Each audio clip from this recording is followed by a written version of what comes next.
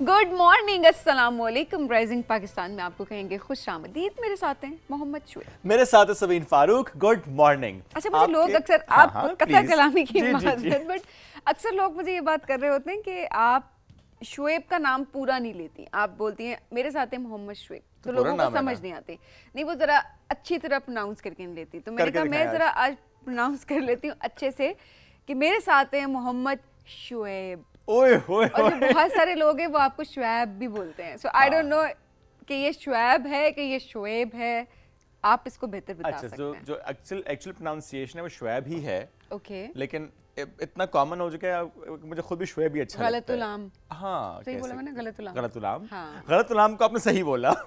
हाँ, गलतुलाम ये हो गया। तो अब लिटरली जो लोग आपको, मेरे इर्द गिर्द भी कुछ लोगों को मिलता है कि जब कोई शुएब बोलते हैं तो वो मुझे थोड़े से नहीं, मतलब वो ऑफ लगता है थोड़ा हाँ, सा, क्योंकि बहुत सारे लोग नहीं बोलते। सही बात है। Anyhow, back to the topic ये था, लेकिन टॉपिक बदल गया। वैसे ये अक्सर ऐसा हो जाता है कि आप कुछ बात कर रहे होते हैं, वो समटाइम्स बाकी मिक्स हो जाते हैं। मुझसे बहुत ज़्यादा ये होता है कि मुझे कोई बात करनी होती है, कोई जुमला इस्तेमाल करना होता है, कोई लफ्ज़ इस्तेमाल करना होता है, वो इतना मिक्स हो जाता है कि मैं खुद भी अगर बाद में सुनूँ तो मैं कहता हूँ कि मैंने क्या बोला था। तो समटाइम्स इट हैपन्स। लेकिन आज का मौजूद हमारा ये नहीं था। मौजूद ये था कि आपके दिन का आगाज़ कैसा होता है। कैसे से मुराद मेरी ये है कि आप दिन का आगाज़ कॉफ़ी से करते हैं, चाय से करते हैं, ग्रीन टी से, वो भी चाय है ज़ाहिर है, या किसी और चीज़ से करते हैं। मैंने कुछ दिन से अपने जो दिन का आगाज़ है वो चेंज कर दिया। इसमें चम्मच आपको बता रहा है कि इसमें चाय या कॉफ़ी नहीं है। लेकिन पहले सबीन से पूछते हैं कि आज उनके दिन का आगाज़ कॉफ़ी से तो हुआ है, लेकिन कॉफ़ी कैसी है? How is the coffee? Very milky, कह दें। जिसने बनाई है मुझे लगता है उसकी मजे हैं बहुत सारी।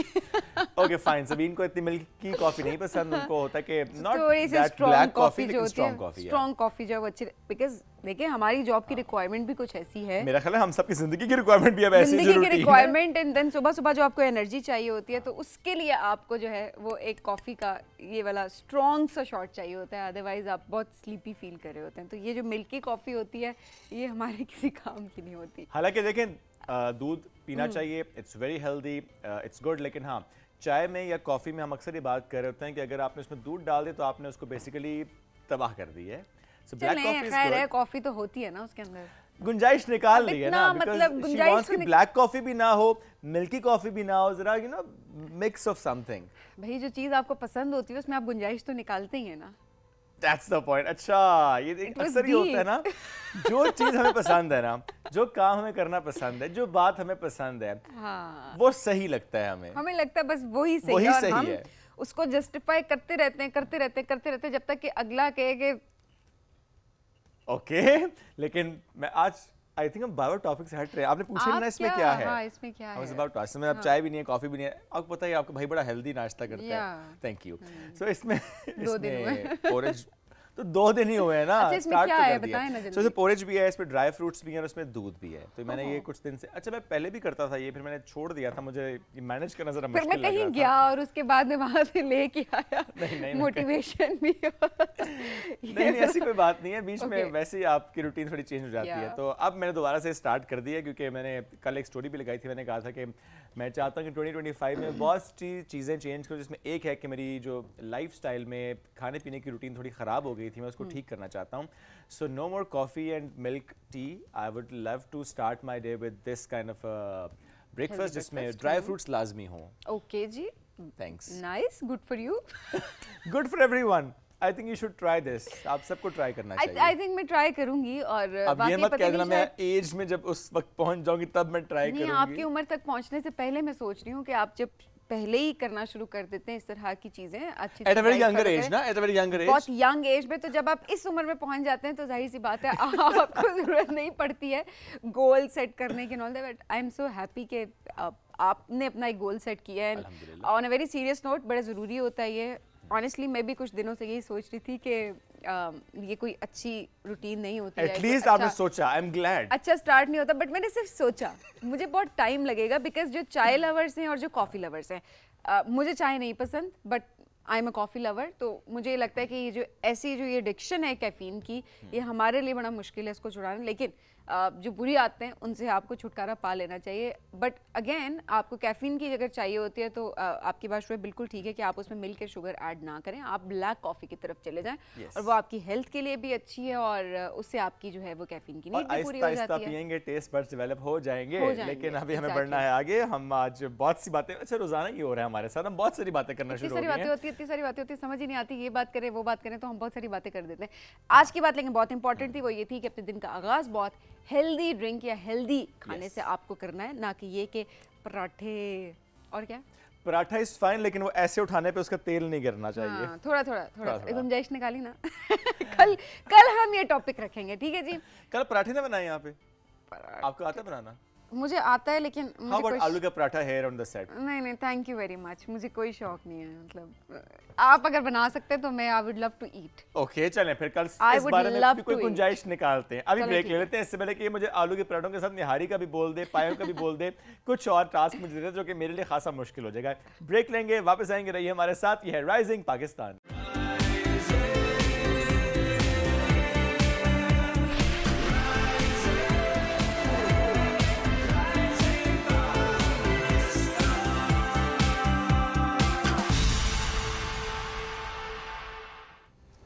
Welcome back to Rising Pakistan में आपको कहेंगे खुश आमदीद। और ऑनेस्टली ये वो मौसम है जो कि हम में से बहुत सारे लोगों को नहीं सूट कर रहा होता। मैं ये नहीं कहूँगी कि पसंद नहीं होता, अल्लाह की नेमत है सारी मौसम, लेकिन इन मौसमों के साथ जो हमने कर दिया है ना, वो फिर ज़ाहिर है वो हमारा अपना कसूर है कि हमने किस तरह से क्लाइमेट चेंज की हम बात करें, उसके बाद एक्सट्रीम वेदर जो आ रहे होते हैं और उसके बाद इतनी चेंजेस के, इतनी पोल्यूशन के आप सोच रहे होते हैं कि आप अपना हुलिया नहीं पहचान रहे होते बाज़-औक़ात। ऑनेस्टली इस वक्त जो प्री मानसून है, मैं कहूँगी पिछली बारी से ज़्यादा बहुत ही गंदा तरीन मौसम ये साबित हो रहा है। उसकी वजह सिर्फ ये है कि आप अपनी स्किन पे हाथ लगा, लिटरली आप बाहर जाते हैं और आपकी स्किन चिप करना शुरू कर देती है। स्पेशली जो एक्नी प्रोन स्किन है उसके लिए तो इतनी ज़्यादा चैलेंजेस हो गए हैं कि आपको समझ नहीं आते। आप कहते हैं जी अच्छा ज़ख्म हो गया, हमारा ज़ख्म हील नहीं हो रहा, हमें कोई पिंपल निकला वो पिंपल हील नहीं हो रहा, और हर वक्त जो है वो ह्यूमिडिटी की वजह से आपकी स्किन जो है वो डल लगना भी शुरू हो जाती है, एट द सेम टाइम वो चिप करना शुरू हो जाती है। अब ऐसे में क्या किया जाए, प्री मॉनसून केयर क्या होनी चाहिए, कौन कौन सी चीज़ें आपको इस्तेमाल करनी चाहिए अकॉर्डिंग टू योर स्किन, ना कि ये कि जो फलाना बता रहा है तो जो उसकी स्किन पे सूट कर रहा है वो मेरी स्किन पे भी सूट करेगा, वो चाहे कोई मेडिकेटेड प्रोडक्ट ही क्यों ना हो, हम इस्तेमाल करना शुरू कर देते हैं। तो आज ज़रा बात करेंगे इसी हवाले से, क्या करना चाहिए अपनी स्किन के हवाले से प्री मॉनसून और क्या नहीं करना चाहिए, do's and don'ts. Absolute. Doctor Shana Shahid हमें ज्वाइन किया, डर्मेटोलॉजिस्ट हैं, एस्थेटिक फिजिशियन हैं और प्रोडक्ट्स भी उन्होंने लॉन्च किए हैं, हमें शो में ज्वाइन कर चुके हैं। अस्सलाम वालेकुम जी, कैसी हैं आप? अस्सलाम वालेकुम, अल्लाह का शुक्र, thank you. Great to have you. आप अपनी स्किन रूटीन पहले शेयर करें ना नाजरीन से। हम अक्सर ये सवाल करते हैं क्योंकि डॉक्टर्स की अपनी स्किन बहुत अच्छी होती है, आप खुद क्या करती हैं? मैं तो बहुत मिनिमलिस्ट हूँ। उसमें ये होता है कि आपने एग्जैक्ट अपनी सिलेक्शन ठीक रखनी है प्रोडक्ट्स की ना। अगर आप रॉन्ग सिलेक्शन करें ना प्रोडक्ट्स की, तो जो आप कह रहे हो कि चिप हो जाता है या एक्नी हो जाती है, क्योंकि हमारी विंटर्स की, समर्स की, मानसून की डिफरेंट हमारी स्किन रेजीम्स हैं। और प्लस ये कि हम प्रोडक्ट्स हमें बहुत, अब जैसे हम इन्फ्लुएंसर्स को देखते हैं उसमें वो लोग बहुत ही ज़्यादा स्किन के ऊपर लेयर्स बना रहे हैं, 7 लेयर रेजीम्स या वो, तो हम लोग भी वो करना शुरू हो जाते हैं। अब ये नहीं देखते कि हमारा वेदर क्या है, हम किस लिहाज से, हम किस एनवायरनमेंट में रह रहे हैं, या हमारा ह्यूमिडिटी कितनी है। इवन कराची और पिंडी के वेदर में बहुत डिफरेंस है। तो हम लोगों को पता होना चाहिए कि हमने क्या प्रोडक्ट, क्या चीज़ हमने अपने लिए सिलेक्ट करनी है। कि गिलगित में स्किन रूटीन डिफरेंट होगी, कश्मीर में डिफरेंट होगी, मैदानी इलाकों में डिफरेंट होगी, और कराची और बलूचिस्तान में इंटायरली डिफरेंट, टोटली डिफरेंट है। वहाँ सारा ह्यूमिड वेदर है, यहाँ गिलगित साइड पे बिल्कुल ड्राई वेदर है, और वहाँ पर इतनी एक्नी का उस तरह नहीं अचानक से हो जाता। अब जैसे अक्सर लोग शोज़ देख रहे होते हैं ना, वो कहते हैं अच्छा ये मॉइस्चराइज़ करना है हमने, तो वो मॉइस्चराइज़र को ना एज मसाज भी उस पर कर रहे होते हैं। तो वो आप देखें कि ऑयल ग्लैंड्स मसाज से एक्टिव हो जाते हैं। जिन लोगों की तो बहुत ड्राई स्किन है वो तो अपवर्ड मसाज करते रहें जो भी, लेकिन जो एक्नी प्रोन स्किन वाले हैं उनमें अगर आप इतनी लेयर्स बनाएंगे तो पोर्स क्लॉग होंगे, कॉमिडोन्स बनेंगे, एक्नी होगी, और वही जो फॉलिकुलाइटिस और ये चीज़ें, इवन फंगल इन्फेक्शंस हो जाती हैं बहुत लेयरिंग से। मॉनसून में वैसे भी फंगल इन्फेक्शंस बहुत ज़्यादा हो जाते हैं, नॉट जस्ट फेस, अदरवाइज भी हम देख रहे होते हैं टोज में, अंडर आर्म्स या कहीं पर भी बॉडी में फंगल इन्फेक्शंस हो जाते हैं। अच्छा, हम स्टार्ट करते हैं ज़रा अपर एरिया से कि वहाँ की स्किन रूटीन मॉनसून में क्या, प्री मॉनसून में या मॉनसून में क्या होनी चाहिए, यानी जहाँ पे ड्राई स्किन है। हाँ, ड्राई स्किन। पता है ड्राई स्किन में तो आपको मॉइस्चराइज़र नंबर 1 अच्छा होना चाहिए। अच्छा, मॉइस्चराइज़र की सिलेक्शन भी बहुत इंपॉर्टेंट है कि वो वाटर बेस्ड मॉइस्चराइज़र ना हो, ऑइंटमेंट बेस्ड हो। ऑइंटमेंट होता है जिसमें क्रीम्स आ जाती हैं या ऑइंटमेंट्स आ जाती हैं, ऑयल बेस्ड होती हैं, वो आपने यूज़ करना है। और 2 किस्म के होते हैं, एक होता है हाइलुरोनिक एसिड बेस्ड और एक होता है विदाउट हाइलुरोनिक। ये भी अगर हम बारीकी में चले जाए तो उसमें हमें अंडरस्टैंड करना चाहिए कि हाइलुरोनिक जो है ना मॉइस्चर को ट्रैप करता है, जो हमें ड्यूई सी स्किन या जैसे ना बड़ी अच्छी ग्लो आती है हाइलुरोनिक से, तो उसमें आपने ये करना होता है कि थोड़ा सा वेट स्किन पे लगा ली, जो ड्राई एरियाज़ वाले हैं। वेट स्किन अगर आपकी है ना और उसके ऊपर आपने मॉइस्चराइज़र लगाया तो वो मॉइस्चर को ट्रैप कर लेगा, और अगर कराची वाले ये काम कर लेंगे तो उनकी एक्नी निकल आएगी। तो ये इसलिए ध्यान करने की ये 2-3 चीज़ें होती हैं कि सिलेक्शन, और बहुत लेयरिंग ना करें मानसून में। आपने मॉइस्चराइज़र लगाया, ऊपर सन ब्लॉक लगा लें बस, या अगर आपकी स्किन इतनी नहीं है ड्राई तो आप डायरेक्ट सन ब्लॉक लगा लें। कोई हमारे एक मिथ है कि जी और मॉइस्चराइज़र तो लगाना ही लगाना है, वो एक मुझे नहीं समझ आता इतना क्यों लोग प्रमोट करते हैं। वो इस वजह से भी कि वो फेस वॉश अक्सर जो होता है ना, जिस तरह ऑयली स्किन वाले वो फेस वॉश वो यूज़ कर लेंगे जो स्किन को ड्राई करता है। वो आपकी बात बिल्कुल ठीक है, अगर आप मॉइस्चराइज़र ही ऐसा इस्तेमाल कर रहे हैं जो आपकी स्किन को ड्राई नहीं करा, तो उसके बाद आप एक सन ब्लॉक लगा के सिंपल सन ब्लॉक लगा लें। ज़रा विटामिन सी आप सुबह यूज़ कर सकते हैं। रेटिनॉल्स तो आपको एक तो स्किन के रूटीन हमें पता नहीं होती ना, हम रेटिनॉल भी सुबह लगा लेंगे, रेटिनॉल स्किन को इरिटेट करता है, मज़ीद ड्राई कर देगा, तो आपने रेटिनॉल रात को ही यूज़ करना है। और विटामिन सी, हाइलुरोनिक, नायासिनामाइड वो आप सुबह यूज़ कर लें बेशक, और साथ मॉइस्चराइज़र यूज़ कर सकते हैं। क्योंकि कुछ लोगों ने यूज़ करनी होती हैं चीज़ें ना, उन्होंने कोई सीरम्स की 5-6 वैराइटीज़ रखी होती हैं और वो उन्होंने लगानी होती हैं। लेकिन आपने अच्छा बताया नायासिनामाइड, हाइलुरोनिक एसिड, ये आप दिन में इस्तेमाल करें, सुबह इस्तेमाल करें तो बेहतर है, और retinol and vitamin C at the night time. बिल्कुल ठीक है। इसमें क्या ये भी होता है कि अच्छा आपको लगता है कि यार ये मुझे सूट नहीं कर रहा सीरम, फॉर एग्जांपल मुझे अपने लिए लगता है कि मुझे रेटिनॉल कभी सूट नहीं किया, मेरी स्किन बहुत ड्राई हो जाती है, तो मैं यूज़ करना छोड़ चुका हूँ उसको। अच्छा, रेटिनॉल बहुत ही ट्रिकी चीज़ है। रेटिनॉल में आपको परसेंटेज, उसकी फॉर्मुलेशन, उसको अकेले ना यूज़ करें। ठीक है, हमारी स्किन टाइप, एक तो आपकी एज उस तरह नहीं है, आपने रेटिनॉल 0.5%, अब मुझे नहीं पता व्हाट इज़ योर एज, लेकिन 0.5% अगर आप यूज़ कर रहे हैं ना विद हाइलुरोनिक एसिड, तो आप ज़्यादा अच्छा आपको सूट कर जाएगा आपको। क्योंकि मुझे अपनी स्किन जो मेरी है ना, मुझे अब ज़रूरत पड़ रही थी कि मैं यूज़ करूँ, तो मैंने अपने लिए फॉर्मुलेशन बनाई जिसमें 0.5% रेटिनॉल डाला, हाइलुरोनिक एसिड, और उसमें सेरामाइड्स भी ऐड किए। क्योंकि एक्स्ट्रा जो स्किन ड्राई होती है, रेडनेस होती है, वो चीज़ें फिर नहीं होती। सिंपल आपने रेटिनॉल लिया 2% और वो फेस पे लगा लिया, और रोज़ाना आप रात को लगा रहे हैं, तो आपका चेहरा ऐसे हो जाएगा जैसे अल्लाह माफ़ करे कोई हीट स्ट्रोक के बाद नहीं चेहरा लाल हो जाता है। ऐसे पेशेंट्स आते हैं। डॉक्टर साहब, जिनकी सेंसिटिव स्किन है उनके लिए भी ये है कि वो ऐड करें चीज़ें और उसके बाद मिक्स करके 2 टेक्निक्स होती हैं, या तो सैंडविच टेक्निक आप यूज़ कर लें कि आपने मॉइस्चराइज़र लगाया, फिर आपने लो परसेंटेज रेटिनॉल ली और फिर उसके ऊपर फिर मॉइस्चराइज़र लगाया, जिनकी बहुत सेंसिटिव, जिनकी अल्ट्रा ड्राई स्किन है। वरना आप ये फॉर्मुलेशन जिसमें हाइलुरोनिक एसिड, रेटिनॉल, सेरामाइड्स हों, उसमें नायासिनामाइड को भी ऐड कर सकते हैं एक्नी प्रोन वाले, तो बहुत अच्छा रहता है। ओके। अच्छा डॉक्टर साहब, अब ज़रा ऑयली स्किन पे आते हैं कि मैदानी इलाकों की अगर बात करें, वहाँ पे ऑयली स्किन वाले प्री मॉनसून वो क्या करें?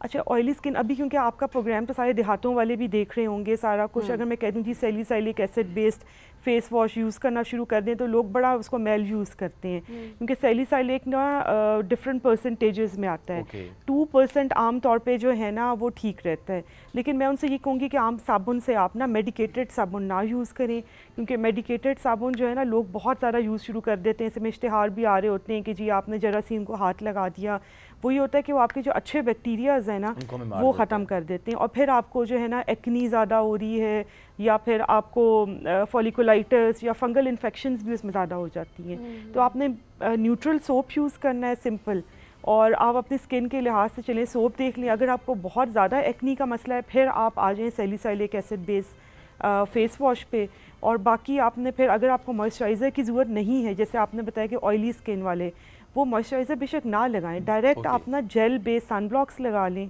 क्योंकि आप देखें अगर आप क्रीमी या बहुत थिक वाइट कास्ट वाले सन ब्लॉक लगाएंगे अब इस वेदर में तो आपको एक्नी भी हो जाएगी, कॉन्टैक्ट डर्मेटाइटिस भी हो जाता है। तो ये ध्यान थोड़ा बहुत, सिलेक्शन ऑफ प्रोडक्ट्स जो है ना थोड़ी सी अगर आपको नोहा हो तो बहुत अच्छा रहता है। और बड़ा इंपॉर्टेंट है कि अपने इलाके को देखकर, वेदर को देखकर, अपने स्किन टाइप को देखकर आप वो डिसाइड कर रहे होते हैं। जनरली जब हम सीरम्स की बात करते हैं, सैलिसिलिक एसिड किसको रिकमेंड करती हैं आप? सैलिसिलिक एसिड बेसिकली रिकमेंडेड है उन लोगों को जो तो बहुत ऑयली स्किन वाले हैं, जिनकी स्किन समझें कि कॉमिडोजेनिक कहते हैं, कि स्किन पे छोटे छोटे बम्प्स बनते रहते हैं। अब वो बम्प्स दो किस्म के होते हैं, या तो वो क्लोज कॉमिडोन्स उनको हम कहते हैं डॉक्टरों की ज़बान में, या फिर रैश होता है जिस पे खारिश होती है। जो खारिश वाले हैं और बम्प्स वाले हैं वो सैलिसिलिक ना यूज़ करें, लेकिन जो जिनके मुंह बन जाते हैं ऊपर क्लोज कॉमिडोन्स, या जिनको वाइट हेड्स और ब्लैक हेड्स कहते हैं, वो सैलिसिलिक बेस कर लें। वरना आप ग्लिसरीन बेस्ड आते हैं, जिनकी बहुत ड्राई स्किन है, वो glycerine based face washes use कर सकते हैं। ओके। डलनेस बहुत ज़्यादा हो जाती है मॉनसून में, तो स्पेशली कंप्लेंट्स आ रहे हैं स्किन बहुत डल हो गई है, क्या करें? फ्लेकी या डल स्किन के लिए क्या करें? अच्छा, इसके 2-3 तरीके। एक तो ये कि आपका number 1 selection of sun block बहुत ज़रूरी है आपकी स्किन टाइप के लिहाज से। SPF, आप जिस एरिया में हैं वहाँ पर कितनी धूप में आप फिरते हैं, आपका बाहर का काम है या ऑफिस वर्क है। इवन अब तो रिसर्चर्स ने कहा है कि जो आप स्क्रीन टाइम गुजारते हैं उससे भी UV रेज आ रही हैं और उससे भी पिगमेंटेशन इंक्रीज हो रही है। तो हम लोग अक्सर ख़वातीन हैं जो कहती हैं हम तो बाहर जाते नहीं, तो हमें तो ज़रूरत नहीं है सन ब्लॉक की। वो चूल्हे पे आप जब जाते हैं हीट से आपके मेलानोसाइट्स इतने एक्टिवेट हो जाते हैं और मिलाजमा बना होता है। और ये फार्मूला क्रीम्स भी ये बहुत अभी, क्योंकि हमें इतना बड़ा चैलेंज है, हम नहीं इनको कर सकते कि जी उन्होंने लगाना ही लगाना है। चेहरे पे 2-2 साल लगाते हैं और चेहरे पे बाल, टेलेंजेक्टेजियाज, मतलब आपको ना ब्लड वेसल्स, पतली स्किन, एक्नी, ये सारा कुछ मसला शुरू हो जाता है। ओके। अच्छा, अब जाहिर है जिन इलाकों में हमारा शो देखा भी जा रहा होता है वहाँ पर हम देख रहे होते हैं कि हम तो चले गैस इस्तेमाल कर रहे हैं ना, तो लकड़ी के चूल्हों पे काम कर रही होती हैं ख़वातीन, और उनका हम ज़्यादा देख रहे होते हैं कि छाइयाँ बनी हुई हैं इतनी इतनी, फेस ख़राब हुआ हुआ है। और उसके बाद वही आप वाली बात की, जब बहुत ज़्यादा मसला हो जाता है कि अपना रंग कहीं गुम हो जाता है, जो असल अल्लाह ने जो इतना प्यारा सा रंग और इतनी प्यारी सी स्किन दी हुई होती है, तो फिर वो डॉक्टर्स के पास आ रहे होते हैं। और फार्मूला क्रीम्स जो आप बात करिए वहाँ पर फिर वही यूज़ कर रहे होते हैं और वो टेम्प्रेरी रिलीफ दे रही होती है। टेम्प्रेरी आपको अच्छा लग रहा होता है, और टेम्प्रेरी होता है कि उससे ना रिजल्ट ये होता है कि स्किन पतली होती है, उसमें स्टीरॉयड होता है। स्किन का एक फंक्शन, स्टीरॉयड का ये फंक्शन है कि वो स्किन को ना पतला करके उसमें एक शाइन देता है। अब वो एक डिसेप्शन है कि जी जो शाइन है लोग समझते हैं हम गोरे हो गए, हालांकि वो गोरे नहीं हो रहे, वो स्किन को डैमेज हो रही है। और वो अगर कोई यूज़ कर रहा है for more than a year, तो समझिए कि बहुत इरिवर्सिबल डैमेज हो जाती है। हमारा कोलेजन जो स्किन के अंदर है वो ख़त्म हो गया, एजिंग साइंस बहुत जल्दी आते हैं। तो ये चीज़ें ना समझना। इवन मेरी भी, जैसे आप कह रहे हो ना, चूल्हे के सामने मेरी एक पेशेंट थी, वो गाँव में उसकी शादी हुई हुई थी और उसकी चेहरा इतना डार्क, और वो जब अपनी अम्मी की तरफ आती थी तो वो इतनी ग्लो कर रही होती थी ना कि उसने वो चूल्हे के सामने काम नहीं करना। तो ये बहुत बड़ा है। लेकिन ये कि हमने ख़वातीन ने काम भी करना है और उनको हमने कोई सोल्यूशन भी देना है, तो उसके लिए बेस्ट ये कि आप चूल्हे के सामने ना सन ब्लॉक लगा लें। कोई ऐसा सन ब्लॉक लगा लें जो आपकी स्किन को सूट कर जाए। ज़रूरी नहीं कि आपने मल के क्रीमों वाले सन ब्लॉक लगानी है, जेल बेस लगा लें या कोई ऐसा लगा लें जो आपकी स्किन को सूट करे। वो आपने लगाना है 15 मिनट पहले कुकिंग से, और वो उसका असर 3 घंटे रहता है। अच्छा, ये चूँकि ख़वातीन की बात हो रही है, स्पेशली जो ख़वातीन इस वक्त गर्मी में काम करें, तो hats off to you on a serious note. ये इतना मुश्किल काम है इस वक्त, इतनी गर्मी में।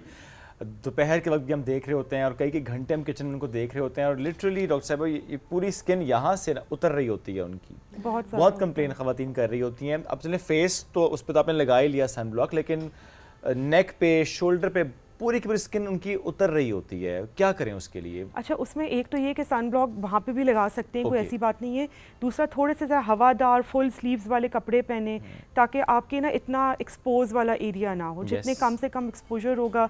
हाथों पे भी सन ब्लॉक, जो बहुत केयर करती हैं ना ख़वातीन और कुकिंग भी करती हैं, वो हाथों पे भी सन ब्लॉक लगाती हैं, क्योंकि ये कि कुकिंग हमने सारे दिन तो नहीं करनी होती ना। कुकिंग का एक टाइम रख लें कि जी मैंने इस टाइम पे मेजर डिशेस बनानी है, बाकी दिन मैंने कोई इतना ज़्यादा चूल्हे के सामने नहीं जाना।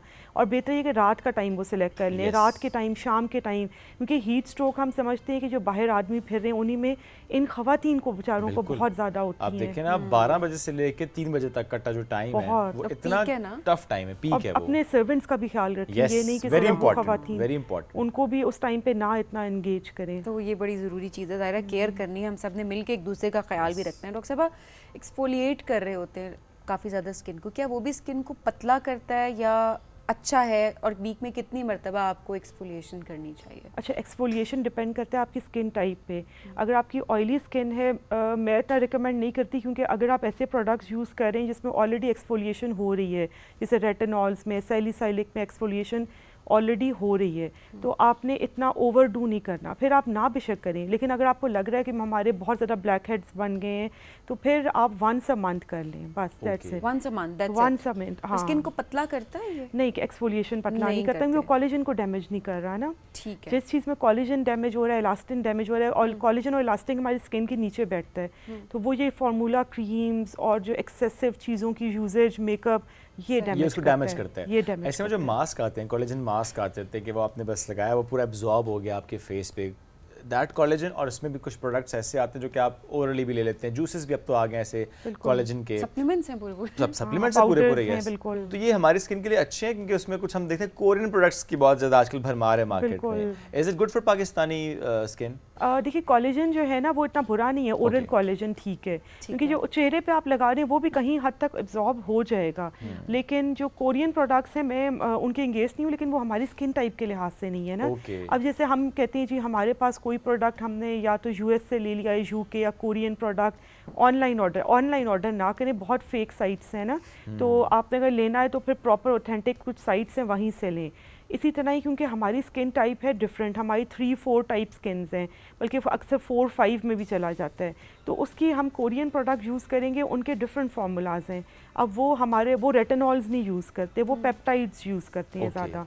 पेप्टाइड्स के अपने फ़ायदे हैं, लेकिन अगर हमारी स्किन में हमें ज़रूरत है रेटिनॉल की, तो हम सिर्फ पेप्टाइड्स पे तो गुजारा नहीं करेंगे।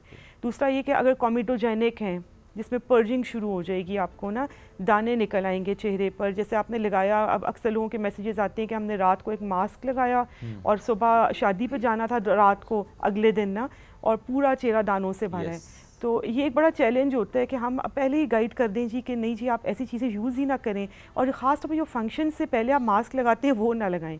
आप ना कम से कम हफ्ता का गैप दें, ताकि कोई रिएक्शन अगर हो रहा है पहली दफ़ा कोई चीज़ का, तो वो थोड़ा सा आप उसको ट्रीट भी कर सकें। ये बहुत ज़रूरी है। सनबर्न हो जाए तो फ़ौरन क्या करना चाहिए? देखिए, सनबर्न जो होता है ना, हीट स्ट्रोक के साथ भी होता है, अकेला भी होता है। अगर तो सिंपल सन ब्लॉक है तो उसके लिए ना हम लैक्टिक एसिड के देते हैं, टैन रिमूवल जो होते हैं। बाकी ये कि हमने सूदिंग क्रीम्स देनी है, सूदिंग जेल्स देनी है।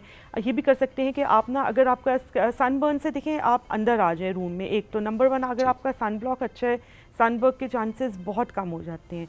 आजकल SPF 50 से ऊपर सनबर्न के लिए, मतलब सन एक्सपोजर के लिए आप यूज़ करें। फिर अगर आपको लग गया है कि जी आपकी हो गया है सन ब्लॉक इफेक्टिव नहीं हुआ, या स्वेटिंग हो गई है, या आपने कोई पानी में गए हैं, वाटर स्पोर्ट्स किया है, तो फिर आपका एक्सपोजर हो सकता है।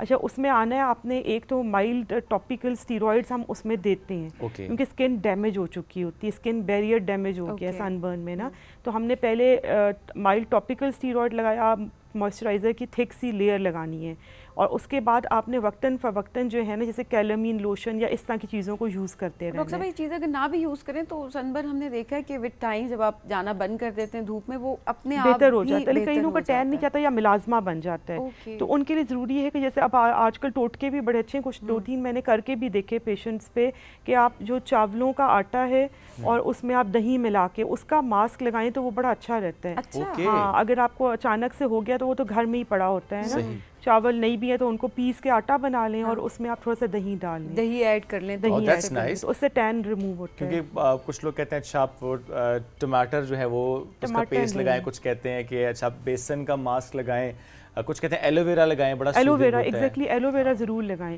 क्योंकि एलोवेरा एंटी इन्फ्लेमेटरी भी है ना, और कोजिक, और इसमें बेसिकली जो है ना राइस में कोजिक एसिड होती है और दही में लैक्टिक एसिड, तो ये दोनों कॉम्बिनेशन जो है ना ये स्किन टैनिंग के लिए और मिलाजमा के लिए बड़ा अच्छा है। Okay, that's great. देखें, मैं आप दवाइयों के साथ साथ टोटके भी बताएं आपको इस सेगमेंट में। डॉक्टर साहब, thank you very much for joining us today. अपनी सेहत का भी ख्याल रखें, स्किन का भी ख्याल रखें, क्योंकि अक्सर हम देखते हैं कि आपके स्किन पे कोई ना कोई अगर इशू आए तो आप बहुत डिस्टर्ब हो जाते हैं। जब आप डिस्टर्ब हो जाते हैं, आपका कॉन्फिडेंस ख़राब हो जाता है, आप उस तरह से काम नहीं कर पाते हैं, और फिर चीज़ें खासी ख़राब हो जाती हैं। सो अपने ऊपर इन्वेस्ट करने के लिए बहुत ज़रूरी है कि आप सही तरीके से इन्वेस्ट करें। नो फार्मूला क्रीम्स, और जो आपके आसपास फार्मूला क्रीम यूज़ करें उसको ज़रा बिठाएं, उसको एक गिलास पानी पिलाएं, उसे कहें प्लीज डोंट डू दैट, ये बहुत ज़रूरी है। अपने साथ ना करेंगे बहुत ज़रूरी है, बिकॉज एक दफ़ा जब डैमेज हो जाता है तो उसके बाद बहुत मेहनत होती है ठीक होने में। मैंने एक और काम शुरू किया है ना, अगर मुझे कहीं पे अपनी फैमिली में कहीं मैं गया हूँ और वहाँ मुझे किसी के ड्रेसिंग टेबल पे फॉर्मूला क्रीम नजर आ जाए, मैं लिटरली उठा के फेंक देता हूँ। पैसे देते हैं उसको? उनको नहीं, ये बुरी बात है वैसे। बचा रहा हूँ ना उनको मुझे पैसे देने चाहिए ना। उनको मुझे पैसे देने चाहिए। डॉक्टर साहब thank you once again for joining us today. एक ब्रेक लेंगे, ब्रेक से वापस आते रहिए हमारे साथ। ये है राइजिंग पाकिस्तान।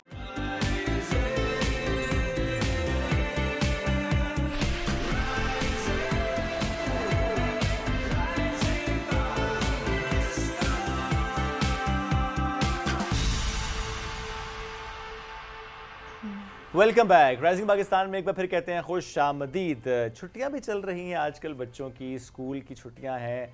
अब ऐसे में छुट्टियों का जो टाइम होता है ना, ये बड़ा ट्रिकी हो जाता है समहाउ कि आपके क्या करना है। लेकिन ऐसे ही हमारे बहुत से स्टूडेंट्स हैं जिन्होंने अभी पेपर्स दिए हैं या फॉर दैट मैटर जिनका सेशन एंड हुआ है, बड़ा अच्छा काम भी कर रहे हैं कि इस टाइम को यूटिलाइज़ वो कर रहे हैं। सो आज एक ऐसी स्टूडेंट से हम आपकी मुलाकात करेंगे, अभी उन्होंने मैट्रिक के एग्जाम्स दिए हैं, लेकिन उससे पहले ही जिस तरीके से वो काम कर रही हैं स्टडीज़ के साथ साथ, कि वो माहौल दोस्त काम इस तरीके से करते हैं कि लोगों को एडवोकेट भी करना, कुछ ऐसे इवेंट्स को ऑर्गेनाइज करना, कंटेंट ऐसा लेकर आना लोगों के सामने कि अच्छा माहौल पे काम करना बहुत ज़्यादा ज़रूरी है। प्लस वो किताब भी लिख रही हैं। तो आज हमें उसी ब्रिलियंट स्टूडेंट ने मैं कहूँगा कि ज्वाइन किया है, उनसे आपकी मुलाकात भी कराते हैं। आयशा सानी ख्वाजा ने हमें ज्वाइन किया इन द स्टूडियो। अस्सलाम वालेकुम जी, कैसी हैं आप? वालेकुम अस्सलाम, बिल्कुल ठीक।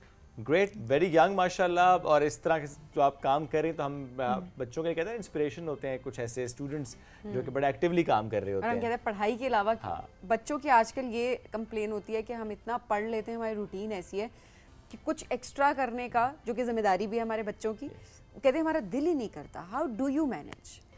हम लोग, मैं वैसे ये जब से छोटी हूँ तब से मैं ऐसी चीज़ों के बारे में ज़्यादा शो करती हूँ, क्रिएटिविटी के बारे में। मतलब कंटेंट भी मैं अपने कज़न्स के साथ वो लिखती थी और वीडियोस बनाती थी। लेकिन मुझे लगता है कि आजकल इसलिए बच्चे इन आर्ट के बगैर दूसरी चीज़ों के ऊपर ज़्यादा फोकस करते हैं, क्योंकि इस वर्ल्ड के अंदर आर्ट को लोग ज़्यादा अप्रिशिएट नहीं करते। जिस तरह अगर आप एक वैसे पेंटर बनने की कोशिश करेंगे या एक राइटर बनने की कोशिश करेंगे या म्यूजिशियन बनने की कोशिश करेंगे, तो सब आपको बताते हैं कि आगे आपका करियर क्लियर नहीं होएगा और इससे आपकी ज़्यादा सक्सेस नहीं होएगी। तो इससे बच्चे डिस्करेज हो जाते हैं और वो अपनी स्टडीज़ के ऊपर ज़्यादा ध्यान करने की कोशिश करते हैं, जिसकी वजह से मुझे लगता है कि इस वर्ल्ड के अंदर हमें ज़्यादा तो बताया जाता है कि स्कोप ही नहीं है एक चीज़ का। वो स्कोप के चक्कर में बच्चे जो है वो बहुत ज़्यादा पढ़ाई में और अपने इंटरेस्ट को भी बाज़ औक़ात वो लूज़ करना शुरू कर देते हैं। ये सेंस नहीं बनाता, क्योंकि मतलब लाइफ आर्ट ही होती है। अगर आपके लाइफ के अंदर वगैरह आर्टिस्ट नहीं होते तो आपके पास अपने लोएस्ट पॉइंट के ऊपर कोई चीज़ नहीं होती है जिस पे आप देख सकते हैं। क्योंकि जब भी हम लोग डिप्रेशन में जाते हैं या ऐसे टाइम पे पहुंचते हैं जहाँ पे और कोई चीज़ हमें खुशी नहीं दे रही, हम हमेशा आर्ट की तरफ ही जाते हैं। हम सिंगिंग करते हैं या वो म्यूजिक सुनते हैं या ऐसी एक बहुत अच्छा एक्सप्रेशन हो जाता है ना वो। हाँ, और समटाइम्स नहीं, मोस्टली और may be every time express करना होता है समहाउ आपको किसी न किसी फॉर्म में। और अगर आर्ट की फॉर्म में आप करेंगे तो इट्स कंट्रीब्यूशन एक्चुअली। थोड़ा सा बताएं कि ये जो माहौल पे हम बात करते हैं कितना इम्पॉर्टेंट है सिर्फ लोगों को ये बताना, ये आगाही देना कि ये जो हमारी ज़मीन है, ये जो हमारी फ़ज़ा है, ये जो हमारा इन्वायरमेंट है, इसको हमने बचाना है। यानी ये सिर्फ एहसास किसी तक पहुँचाना कितना इस वक्त ज़रूरी हो गया है। इस जनरेशन में वैसे ज़्यादा अवेयरनेस के बारे में जिस तरह आप कह रहे हैं बहुत इंपॉर्टेंट है, क्योंकि जिस तरह ये वॉर्स वगैरह भी हो रहे हैं, इस पर सब एक ब्लाइंड आई छोड़ देते हैं, वो इग्नोर करते हैं उसको, क्योंकि उनको लगता है कि कोई इसके बारे में बात नहीं करेगा तो ये हो रहा नहीं है। तो लेकिन जो लोग सामने आते हैं उसके बारे में बात करने के लिए, उनको बोला होता है कि इसके बारे में क्या फजूल बातें कर रहे हो, लेकिन ये इंपॉर्टेंट नहीं है, अपने काम से काम रख लो ऐसे। तो मुझे लगता है कि वैसे बहुत ही इंपॉर्टेंट है, इसलिए मैं अपने फादर के साथ बहुत ज़्यादा, मैं और मेरी बहन भाई सारे इस तरह वो कंटेंट बनाने की कोशिश करते हैं। और लेकिन जबकि ज़्यादा लोग आगे आते नहीं हैं, वो थोड़े से 10-20 लोग जो आके हमें हेल्प करते हैं इन चीज़ों के अंदर, वो बहुत इंपॉर्टेंट इम्पैक्ट करते हैं उसके। अच्छा, आप क्या क्या कर रही हैं, थोड़ा सा उसको भी बताइएगा। जिस तरह हमने ऑलरेडी बताया कि एडवोकेट भी आप कर रही होती हैं, वीडियोज़ भी आप बना रही होती हैं, आप किस तरह से मैनेज कर रही होती हैं और क्या क्या चीज़ें आप कर रही हैं? मैं बस मतलब इतना भी ज़्यादा मुश्किल नहीं होता है अगर आप अपना टाइम मैनेज कर सकते हैं, क्योंकि वैसे भी हम लोग ज़्यादातर घर में ऐसे ही बैठे होते हैं, बस लाइक शो देख रहे होते हैं। मैं रीडिंग भी बहुत करती हूँ। नहीं, लेकिन आप एग्जैक्टली क्या कर रही हैं? एडवोकेट किस तरह से कर रही हैं, वीडियोस किस तरह से, कंटेंट किस तरह से आप प्रेजेंट कर रही हैं? हम बेसिकली अपने बाबा की लीड फॉलो करते हैं। वो हमें सुबह उठाएंगे, बहुत ज़्यादा इवेंट्स वो स्टार्ट करेंगे ऑब्वियसली, क्योंकि बच्चों की बात आजकल कोई सुनता नहीं है, तो वो हमें बस इस तरफ पुश करते हैं कि हम लोग पूरा इवेंट मैनेज करें। हम वॉलंटियर वर्क करते हैं, हम लोगों को ज़्यादा बुलाते हैं, क्योंकि आजकल यूथ का इमेज होता है वो लोगों के लिए बहुत इंपॉर्टेंट होता है कि होप का इमेज होता है, क्योंकि पिछली जनरेशंस ने इतना वो इतना फोकस नहीं किया था ना इन चीज़ों के ऊपर, लाइक एनवायरनमेंट के ऊपर और मतलब आगे फ्यूचर के ऊपर इतना फोकस नहीं किया। तो मुझे लगता है अभी यूथ का फेस देख के बहुत वो होप आती है। फोकस नहीं किया जिसकी वजह से आज की जनरेशन जो है वो भुगत रही है। एनवायरनमेंट के पर्सपेक्टिव से। आज की जनरेशन कहाँ है? क्या हुआ? अपने आप को आज की जनरेशन मैं आज की हूँ वैसे। सब आपकी जनरेशन ने फॉलो नहीं किया। नहीं, हम जरा पिछली बहुत पिछली की बात करें, बिकॉज ये जो क्लाइमेट का जो हम देख रहे हैं, क्लाइमेट चेंज है, ये अचानक तो नहीं हो जाता ना, इसकी तो दहाइयाँ हैं इसके पीछे, और ये हमारी बड़ी स्ट्रगल है, मैं कहूँगी इसको। सही बात है। यहाँ तक जो हमारे एक्सट्रीम वेदर से उनको पहुँचाने में। अच्छा, वैसे अभी स्कूल लेवल पे क्या होना चाहिए, थोड़ा सा ये भी बताएं कि क्योंकि टीचर्स का भी रोल है। जी, मुझे लगता है कि हमें ज़्यादा बच्चों की इंटरेस्ट की चीज़ें अंदर डालनी चाहिए, क्योंकि हमारे आजकल एजुकेशन सिस्टम के अंदर वही चीज़ें हैं जो लोग एक्सपेक्ट करते हैं आपसे। वो ये नहीं आपसे पूछते कि आपको अपनी लाइफ के अंदर क्या चाहिए। तो मुझे लगता है हमें आर्ट के ऊपर वैसे ही ज़्यादा फोकस करना चाहिए और उन बच्चों से पूछना चाहिए कि आपका आगे गोल क्या है, क्योंकि अगर हम उनको ऐसे मोल्ड के अंदर फोर्स करेंगे जो बाकी सब उनसे पीछे लोग कर रहे हैं, तो हम लोग आगे एक मुल्क की तरह नहीं बढ़ सकते। सही बात है। आप किताब भी लिख रही हैं? हाँ। किस मौजू पे? मैं हॉरर और थ्रिलर के ऊपर ही बेस्ड हूँ। हॉरर एंड थ्रिलर मुझे वो बहुत पसंद है, और लेकिन मैं ज़्यादातर इमोशन के ऊपर, लाइक फ़िलॉसफी मुझे बहुत पसंद है। लाइक जब मैं शो या कोई नॉवल पढ़ती हूँ तो मैं हमेशा उसके डीपर मीनिंग के अंदर ज़्यादा इंटरेस्टेड होती हूँ, जिसकी वजह से मैंने अपना कंटेंट भी वो शुरू किया था शोज़ के बारे में।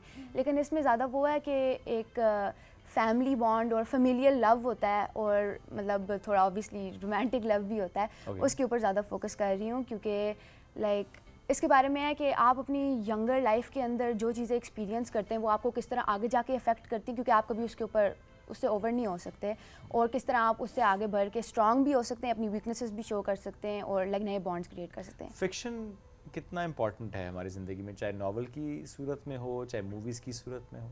मुझे लगता है बहुत इंपॉर्टेंट है, क्योंकि आजकल मतलब जिस तरह दुनिया का हाल है और इतनी ग्लोबल वार्मिंग की वजह से हमारे पूरा लाइक वेदर भी इतना ख़राब हुआ है, तो उसकी वजह से हमें रियलिटी एस्केप करने का ज़्यादा शौक होता है। तो जिस तरह मैं भी बहुत ज़्यादा नॉवेल्स रीड करती हूँ, क्योंकि मैं हमेशा ये सोचती हूँ कि अगर हमारी दुनिया ऐसी होती, और लाइक फिक्शन के ऊपर हम लोग बेस करके अपनी एक नई वर्ल्ड क्रिएट कर सकते हैं। Very true. आप एक क्रिएट करते हैं तख़य्युलाती ज़िंदगी, और फिर आप उसके लिए काम करना शुरू कर देते हैं, और इसमें बड़ा इंपॉर्टेंट है कि वो एक अच्छी दुनिया होनी चाहिए।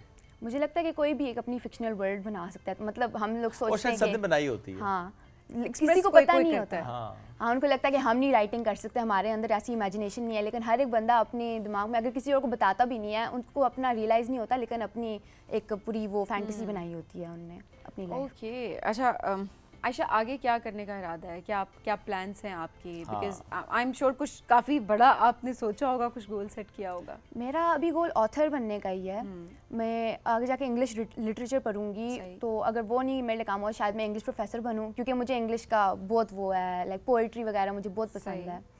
लेकिन अगर वो काम नहीं होए तो शायद मैं अपने बाबा के फुटस्टेप्स में फॉलो करूंगी और ज़्यादा एनवायरनमेंट के बारे में, यूथ एम्पावरमेंट। अच्छा, आप अपने बाबा की बात करिए अभी, बार बार मैं चाहूँगी उनके बारे में भी ज़रा आप बता दें, कि बिकॉज हमने शो पे भी उनको इनवाइट किया था, बहुत सारे लोग फेमिलियर भी होंगे, बट थोड़ा सा आप जो कह रही हैं कि मैं फुटस्टेप्स फॉलो कर रही हूँ, आप वो क्या करते हैं, एंड देन आप किस तरह से उनको फॉलो करते हैं? आप कितने बहन भाई हैं, क्या एजेस हैं आप लोगों की? हम 4 बहन भाई हैं। हमारे फादर पहले मतलब वो नॉर्मली एजुकेशन सिस्टम के अंदर काम करते थे, लेकिन जब वो साल बढ़े हैं तो उनको रियलाइज़ हुआ कि उनके अराउंड इतने ज़्यादा मतलब डिफरेंसेस और वो चेंजेस, उनको एक कम्युनिटी मिल गई थी जिसके अंदर वो अपने मुल्क को ज़्यादा बेहतर कर सकते हैं। तो उनने, जब से हम छोटे हैं, मतलब मैं 10 साल की हूँ, तब से वो हमें इन इवेंट्स पे लेके जाते हैं जहाँ पे एनवायरनमेंट के बारे में हम लाइक लोगों को बता सकते हैं ऐसी चीज़ें, और वो खुद लाइक वो बस टॉक नहीं है, वो हम लोग जाते हैं। उस दिन भी हम लोग भी एक हफ्ते पहले एक पूरी फेंस DHA में नीचे गिर गई थी कोई ट्रीज़ के ऊपर, वो मर रहे थे नीचे, तो लेकिन कोई उनका ख्याल नहीं कर रहा था। लाइक इतने पुलिस को भी कॉल किया था लेकिन कोई इसका नहीं कर रहा था। तो हमारे बाबा ने एक लाइव वीडियो की और लोगों को बुलाया कि आप आके हमें मदद करें। हमने खुद ही लकड़ियाँ उठा के उस फेंस को मतलब आधे से ज़्यादा जितना हम रात को कर सकते थे ऊपर कर दिया था। तो बेसिकली उनको मुल्क के बारे में बहुत ज़्यादा ख्याल है और वो बस आगे बढ़ाना चाहते हैं। आप लोग जो है इस तरह से फॉलो कर रहे हैं, वॉलंटियर करते हैं चीज़ों के लिए। अच्छा, बड़ी ज़रूरी चीज़ है कि आप वॉलंटियर के अपने बच्चों को सिखाएं कि ठीक है, पैसा बाय प्रोडक्ट होता है। जब आप अपने गोल को फॉलो कर रहे होते हैं, आप एक्सपीरियंस ले रहे होते हैं, आप आगे बढ़ रहे होते हैं ज़िंदगी में। जैसे जैसे आप आगे बढ़ते हैं, आपके पास एक्सपीरियंस आता जाता है, एक आपके पास स्किल आती रहती है, एंड देन पैसा आपको फॉलो कर रहा होता है। This is very important. Ayesha, बहुत अच्छा आप काम करी हैं। आपके सारे मतलब आप सारे बहन भाई पूरी फैमिली जी बहुत ज़बरदस्त काम कर रहे हैं आप लोग। बहुत शुक्रिया। तो काम वैसे भी जितना किया जाए वो कम ही है, बड़ा कम है, और इसीलिए अपने प्रोग्राम में हम बहुत ज़्यादा इसके ऊपर बात भी कर रहे होते हैं और ऐसे लोगों को बुला रहे होते हैं जो कि इस हवाले से काम करें। बहुत शुक्रिया प्रोग्राम में ज्वाइन करने के लिए। नाज़रीन, बढ़ेंगे एक ब्रेक की जानिब, स्टे विद अस।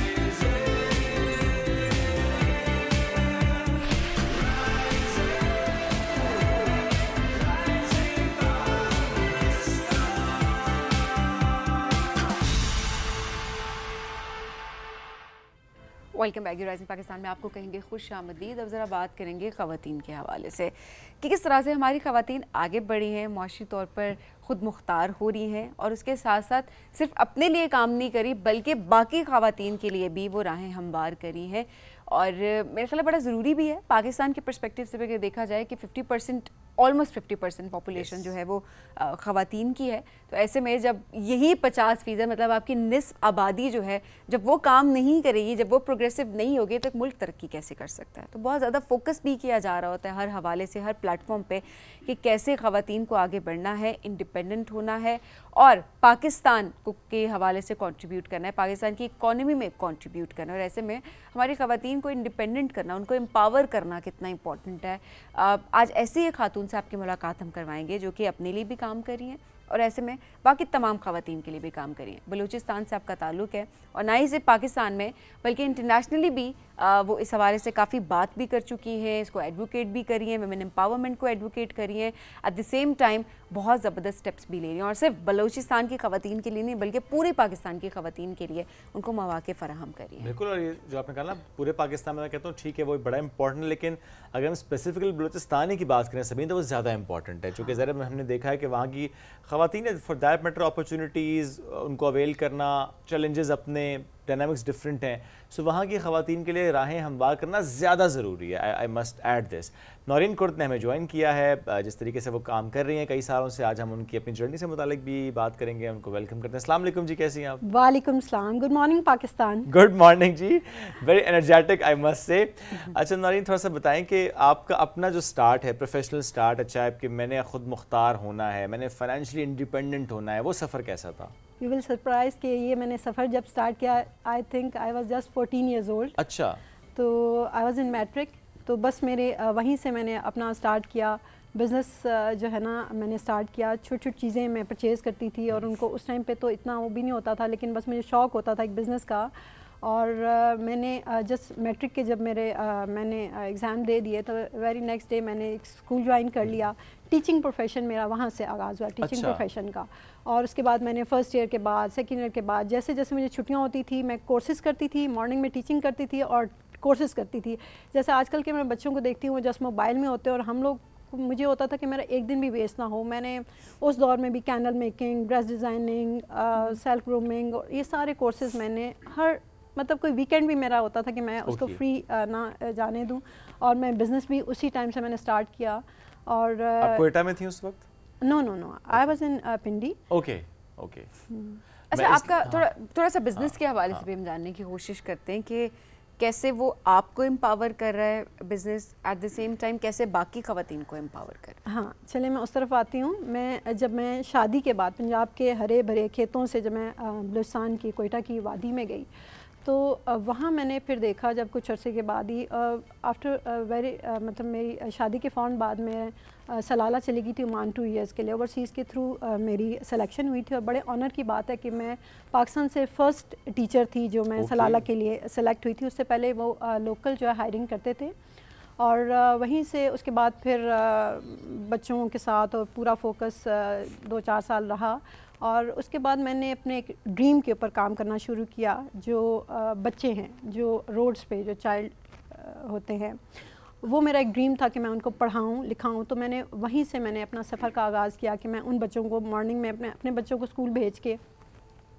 मैं गलियों में जाती थी, रोड्स पे जाती थी, कचरा चुनने वाले बच्चों को लेके कलेक्ट करके अपने घर में लाती थी, उनको नाश्ता वगैरह करवा के सारा क्लीन करके उनको पढ़ाने का सिलसिला शुरू किया। और उसके बाद फिर मैंने BWRA ज्वाइन कर ली, बलूचिस्तान वुमेन एसोसिएशन ज्वाइन कर ली और साथ ही मैंने अल-तक़वा वेलफेयर ट्रस्ट के नाम से एक ट्रस्ट का जो है ना आगाज़ किया अपने फादर के साथ मिलके। He is president and I am vice president of Al Taqwa trust. और उसके साथ साथ मैंने बिज़नेस स्टार्ट किया। बिज़नेस के ऊपर जैसे आप बात कर रही हैं, मैंने फूडीनेटर के नाम से मैंने अपना फूड का बिज़नेस स्टार्ट किया और चनिया चोली के नाम से मैंने अपना ट्रेडिशनल ड्रेसेस का बिज़नेस स्टार्ट किया। तब मैंने बलूचिस्तान में रह के देखा कि बलूचिस्तान की ख़वातीन को, मैं तो पाकिस्तान की डिफरेंट सिटीज़ में जाती थी एज अ वेंडर, मैंने स्टॉल्स लगाती थी या मैं तो मेरे पास अपॉर्चुनिटीज़ होती थी कि मेरे हस्बैंड मुझे बहुत सपोर्ट करते थे, मेरे पेरेंट्स मुझे बहुत सपोर्ट करते थे। लेकिन मैंने देखा बलूचिस्तान में रहते हुए कि बलूचिस्तान की ख़वातीन को कोई अपॉर्चुनिटीज़ नहीं मिलती। ख़ास तौर पे बलूचिस्तान के जो छोटे शहरों में जब मैं जाती थी तो वहाँ पे आप देखें कि आप बलूचिस्तान के ड्रेसेस की जब बात करें तो वो इतना खूबसूरत काम होता है, इतना कि वो एक साल वो एक ड्रेस के ऊपर लगाती हैं और इन रिटर्न उनको कुछ भी नहीं मिलता है। तो बस मुझे वो ये चीज़ पिंच करती थी कि मैं तो कर रही हूँ, मेरे पास तो अपॉर्चुनिटीज़ हैं। मेरा एक पाँव इस्लामाबाद में होता है, तो एक कराची में, एक मुल्तान में, तो एक सक्कर में, एक लाहौर में, एक फैसलाबाद में। तो मुझे बस ये होता था कि मैं उनके लिए कुछ करूं। बस मेरे माइंड में ये होता था कि मैं उनके लिए कुछ करूं, कुछ ऐसा करूं कि वो उनको अपॉर्चुनिटीज़ मिले नेशनल एंड देन फिर इंटरनेशनल लेवल पे। उसके लिए फिर मैंने जो है 2 साल पहले एक अपने एक सफ़र का आगाज़ किया हर लेगेसी के नाम से। मैंने अपना ऑर्गेनाइजेशन हर लेगेसी तो हर लेगेसी ने अरेंज किए हर बाज़ार वेयर वुमेन शाइन। वाह, हर लेगेसी ने हर बाजार जहाँ पे हर खातून चमकी है। हाँ बिल्कुल। वाह। और उसमें सबसे पहले मैंने जो प्रॉब्लम्स देखी एज अ वेंडर, जब मैं पाकिस्तान के डिफरेंट सिटीज़ में जाती थी तो सबसे ज़्यादा प्रॉब्लम होती थी आपको रिहाइश की और इन चीज़ों की। तो मैंने फिर इनिशियली जो स्टार्ट किया, मैंने घर से मैंने मतलब अपने घर पे छोटे छोटे जो है ना इस तरह से प्रोग्राम स्टार्ट किए जहाँ ख़वातीन आती थी। और जैसे मैंने इस तरह की वर्कशॉप्स स्टार्ट की, फिर इस तरह की मैंने उनके लिए मीना बाज़ार टाइप और इस तरह के मैंने प्रोग्राम स्टार्ट किए ताकि वो होम कंफर्ट भी उनको मिले और वो इजी हो के वो अपना बिज़नेस। और आप हैरान होंगे कि वहाँ पे उन्होंने इतनी अर्निंग की जितने वो बड़े बड़े प्लेटफॉर्म्स पे जाके वो इतनी अर्निंग नहीं कर सकती थी जितना मैंने उनको घर में हम लोगों ने जो वर्कशॉप्स वगैरह की या उनको ट्रेनिंग दी। वो अभी ये मेरे प्रोग्राम्स स्टार्ट हैं इंशाल्लाह। हम लोग अब नेक्स्ट हमारे कोयटा में हैं, सबात में, मुजफ्फराबाद में और छोटे छोटे कस्बों में। बस मेरा ये है, अब मेरा एम है कि मैं छोटे छोटे गाँव में, कस्बों में जाके वहाँ से जो ख़वातीन हैं उनको ट्रेन करूँ, उनको बिज़नेस ट्रेनिंग दूँ और उनको ऐसे प्लेटफॉर्म पे लेके आऊँ नेशनल लेवल पे, बड़े शहरों में और फिर इंटरनेशनल लेवल पे। चैलेंजेस क्या होते हैं, स्पेशली एक कस्बे में किसी में जाना और वहाँ की ख़वातीन जो कि बहुत टैलेंटेड तो होती है लेकिन मौके नहीं मिल रहे होते, प्लस समटाइम्स हर्डल्स कुछ और भी होती हैं, फैमिली की सपोर्ट भी उस तरीके से नहीं होती है। इलाके के लोग आ जाते हैं। मैं भी एक ज़माने में जब मैं वॉलंटियर करी थी तो मैंने भी एक जगह पर एक ऐप थी जिस पे आप जाकर जो ख़वातीन है ऑब्वियसली वो वहाँ पर रजिस्टर कर सकती थी और वो एक जो भी जिस लेवल का काम होता था वो उस काम को अवेल कर सकती थी। अच्छा, मैं इलाके का अब नाम नहीं लेना चाहती because of obvious reasons, but जब मैं गई वहाँ पे तो वहाँ की ख़वातीन जमा हुई, वो काम करना चाहती थी, वो आगे बढ़ना चाहती थी और वो अपने अपने लिहाज से अपनी अपनी डोमेन में चीज़ों को एक्सप्लोर भी कर रही थी और वो बड़ी एम्पावर भी होना चाहती थी। बट लिटरली थोड़ी देर के बाद हमने देखा कि वहाँ पे क्राउड जमा होना शुरू हो गया मर्दों का और उनके घर से मर्द आना शुरू हो गए, वो गालम गलोच और इस तरह की चीज़ें मैंने ये मेरा अपना एक्सपीरियंस है। उन्होंने वहाँ पे पुलिस को बुला लिया कि ये हमारे जो ख़वातीन हैं उनको ये वरगला रहे हैं कि वो घरों से बाहर निकलें, वो काम करें, क्या हम उनको प्रोवाइड नहीं कर रहे। अच्छा, जहाँ पर ख़ातून ख़ुद घर से बाहर नहीं जाना चाह रही है और फिर अगर कोई ज़बरदस्ती उसके साथ कर रहा है कि उसको ज़बरदस्ती नहीं आप काम करें और वो ख़ुद नहीं करना चाह रही है, देन ठीक है, आप ये कह सकते हैं कि आप फोर्स कर रहे हैं उसको काम की तरफ ले जाने के लिए कि वो काम करे, तो वो तो चले एक अपना है कि उसकी अपनी विल है। बट जहाँ पर वो खुद काम करना चाह रही है और आप उसको काम करने नहीं दे रहे और आप इस हद तक, इस एक्सट्रीम तक आप चले गए, तो देन इट्स रॉन्ग कि आप वो एम्पावर होना चाह रही है, वो फाइनेंशियली इंडिपेंडेंट होना चाह रही है, वो कोई स्किल सीखना चाह रही है, वो अपनी स्किल को आगे प्रैक्टिस करना चाह रही है। सो जब आप ये नहीं करने दे रहे उसको, देन ऑब्वियसली हर्डल आप हैं, चैलेंज आप हैं, रुकावट आप हैं, मसला आपका है, ना सोसाइटी का है, ना उस नौकरी का है, ना उस औरत का है और ना किसी और का है जो जो जो उसको मौके फराहम करे। मसला आपकी सोच का है जिसको चेंज होने की बहुत ज़रूरत है।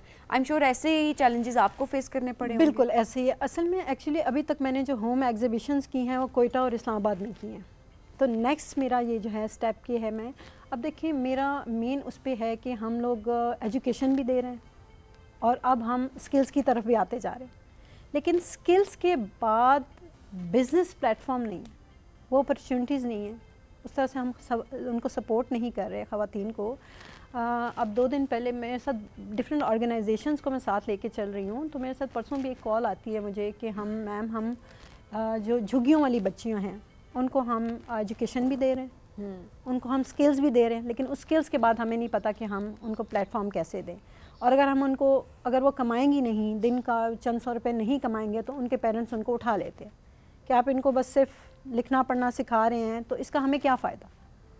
तो इसीलिए मैं ऐसी ऑर्गेनाइजेशंस को जो नॉन प्रॉफिटेबल ऑर्गेनाइजेशंस हैं उनको अपने साथ लेके चल रही हूँ। मेरी जितनी भी एग्जीबिशंस हुई हैं तो मेरा फोकस उन ऑर्गेनाइजेशंस पे होता है और सेकेंडली स्टूडेंट्स, नीडी स्टूडेंट्स और बेवा ख़वातीन पे होता है, उनके लिए मैं काम कर रही होती हूँ, साथ साथ उन ख़वातीन के जो बिज़नेस कर रही हैं, स्मॉल बिजनेसेस। तो और उसके साथ साथ मैं अपने सारे इवेंट्स में मैं टैलेंट शोज़ रखती हूँ, ताकि 5 साल से लेके बच्चे जो यूनिवर्सिटी लेवल तक के बच्चे हैं उनके लिए मैं डिफरेंट टैलेंट शोज़ रखती हूँ। अभी भी इंशाल्लाह हमारा RF 14 अगस्त के हवाले से हमारा प्रोग्राम है इंशाल्लाह रावलपिंडी आर्ट काउंसिल में, तो वहाँ पे भी हम ये होगा कि हम 5 साल से लेके बच्चों को लेके यूनिवर्सिटी लेवल तक के बच्चों को पाकिस्तान भर से हम उनको इनवाइट करेंगे कि वो अपने टैलेंट को शो करें, और साथ साथ जो ख़वातीन जो स्मॉल बिजनेसेस कर रही हैं उनको हम ऐसा सपोर्ट करें, उनको ऐसे रिसोर्सेज देंगे और उनके लिए हम आप बेसिकली कनेक्ट कर रही हैं वो बिजनेसेस जिनको ऐसे रिसोर्सेज चाहिए। यस। और वो जो टैलेंट आपके पास ऑलरेडी है, पूल है आपके पास, बट उनको इस पूल को नहीं पता कि मुझे कहाँ जाना है, कैसे अर्न करना है, what is that particular platform जहाँ मुझे जाना है, और इनको रिसोर्सेज चाहिए। नॉट जस्ट स्मॉल बिजनेसेस, बहुत से ऐसे बिजनेस जो कि बड़े लेवल पर चल रहे हैं उनको भी रिसोर्सेज चाहिए होते हैं। बिल्कुल। And you are connecting that, you are the bridge actually. Connect कर रही हूँ कि ताकि वो जो ख़वातीन हैं उनसे ट्रेनिंग लें। हम ऐसा मेंटोरशिप, ऐसा नेटवर्क ऐसा क्रिएट कर रहे हैं ताकि उनकी आपस की भी ट्रेनिंग हो, आपस में मिलें, दूसरे शहरों से ख़वातीन आएँ, लाहौर से, फैसलाबाद से, मुजफ्फराबाद से, कोयटा से, सब ख़वातीन एक जगह पे इकट्ठे होके, तो वो एक दूसरे से उनको बहुत कुछ सीखते हैं। और प्लस इसमें बहुत सी ख़वातीन हमारी ऐसी हैं जो कि ऐसा काम कर रही हैं जिसमें हैंडीक्राफ्ट्स भी हैं, जिसमें कुछ ऐसा इंडिजिनस काम है जो कि सिर्फ पाकिस्तान में कुछ स्पेसिफिक इलाकों में ही हो रहा होता है। आप तो हैरान होंगे कि अभी ख़वातीन घरों में हर दूसरी तीसरी खातून घर में काम कर रही हैं और इतने काम कर रही हैं, और उनके काम और उनके टैलेंट देख के हम लोग हैरान होते हैं, लेकिन उनको उस तरह से प्लेटफॉर्म मुहैया नहीं होता, रिकग्निशन ही नहीं है।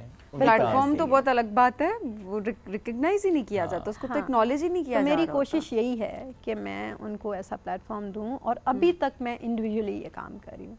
और मेरी रिक्वेस्ट है गवर्नमेंट ऑफ बलूचिस्तान से, गवर्नमेंट ऑफ पंजाब से कि मुझे इस सिलसिले में सपोर्ट किया जाए कि जो मैं प्रोग्राम्स मैं डिज़ाइन कर रही हूँ उस सिलसिले में मुझे सपोर्ट किया जाए। गवर्नमेंट से कैसी सपोर्ट चाहिए आपको? गवर्नमेंट से ऐसी सपोर्ट चाहिए कि देखें, मेन मेरा ये होता है कि जब ख़वातीन आती हैं ना दूसरे शहरों में, तो उनको सबसे बड़ा चैलेंज ये होता है कि स्टे कहाँ करें। अभी तक तो मेरा घर और मेरा दिल हाजिर होता है, मेरा किचन, मेरा लेकिन हर चीज़ लोग ज़्यादा होते हैं, अभी तक तो जो चंद ख़वातीन आती हैं, जैसे हमारा प्रीवियस इवेंट था तो उसमें मुल्तान से और बहावलपुर से ख़वातीन आई थी, तो उनको मैंने अपने घर पे स्टे करवाया था। लेकिन अब जब हम इससे नेक्स्ट लेवल पे जा रहे हैं तो मुझे ज़रूरत है government and not just government, sometimes आपको बहुत से और बिजनेस भी ऐसे होते हैं जो सपोर्ट कर रहे हैं ऐसे इवेंट्स को, स्पॉन्सर्स मिल रहे होते हैं और आपका इवेंट बड़ा अच्छे से हो जाता है।